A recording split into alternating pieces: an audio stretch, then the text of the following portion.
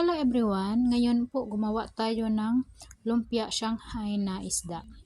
So ayan po, i-prepare ko muna yung isda natin. Saka i-prito ko po yung isda. Pagkatapos ko po i-prito yan, i-ano ko siya, idurog-durog ko siya hanggang po na maliit-liit na po yung wala ng malalaki.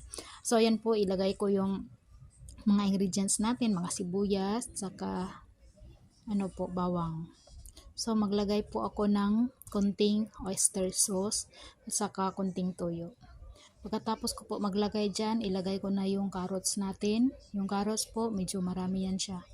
Kasi mas magustuhan namin yung maraming mga gulay. So ayan po, nag-add ako ng black pepper. Pagkatapos nyan po, i-mix natin yung mga ingredients.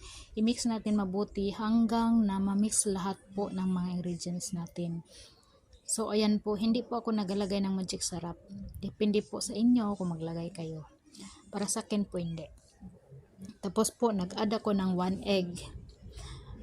So i-mix natin yung eggs natin dyan guys hanggang na ma-mix lahat yung mga ingredients. I-mix natin mabuti yan para po yung lasa ng ating lumpia Shanghai na isda masarap siya. So ayan po, i-prepare ko na po yung lumpia wrapper natin para diretso-diretso na tayo maggawa ng lumpia. I-mix natin yan siya ng mabuti guys. So ayan po, na-prepare ko na.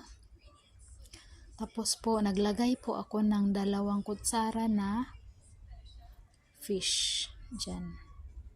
So pagkatapos natin ilagay dyan, natin siya, i-roll na natin siya. So ayan po, nag-roll na ako. Pagkatapos ko po nag-roll dyan, so ipreprito na natin yan. So ayan guys.